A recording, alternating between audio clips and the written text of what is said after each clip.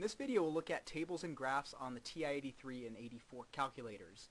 As you notice on my screen, of course, I have multiple windows showing so that you can see what I have going on throughout my calculator.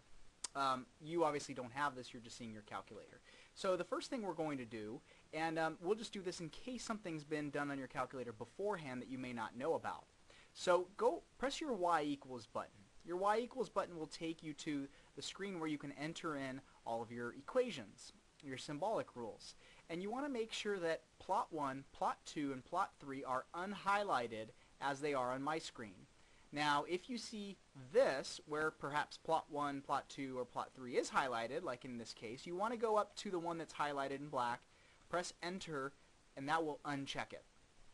Now, you have all these weird looking screens here. The little slash out in front, that's what the style of the line that you're going to be plotting. So in this case, it's a connected line. We could also change it. For the most part, we leave it the same. And you have Y1 up through Y7 showing on your screen. That's just if you want to plot multiple equations at the same time. Okay, so here's where we would enter our equation. So let's say we want to graph the equation x squared plus 2x. So our x button is this little guy here. We'll press that and you get the x. You'll notice that it has a bunch of other things on it, but that's for different modes. And to do x squared, I can either press the squared button or I can do caret 2. I'm going to press the squared button. And I don't know what I said, but plus maybe 2x. So you can either do plus 2 times x, or you can actually just do 2x, the way we would typically write it. And now we would go over, before we do anything with regards to graphing, we're going to check a few things. So you have your y equals, you have your window, you have a zoom, you have a trace, and you have a graph. Typically we want to check that our window settings are okay.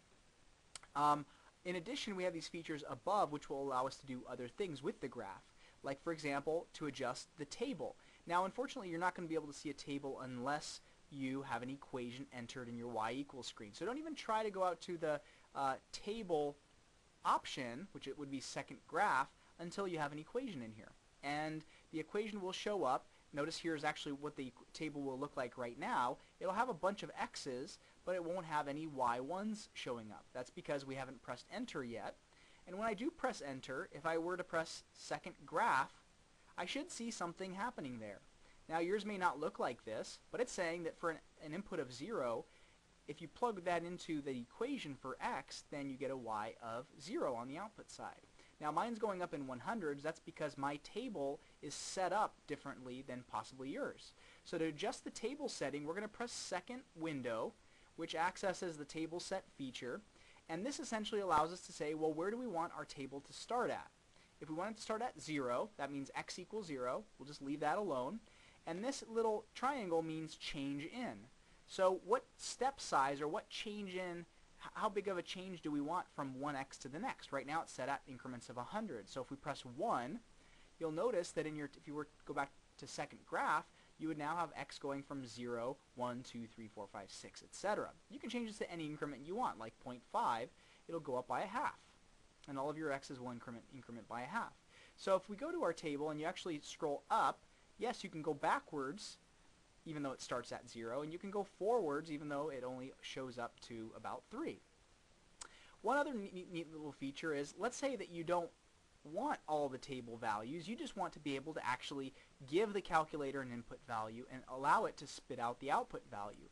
One thing you can do here is, typically we leave these set on auto, but if I change this to ask, and now I go over to my table, you'll notice you have a blank screen.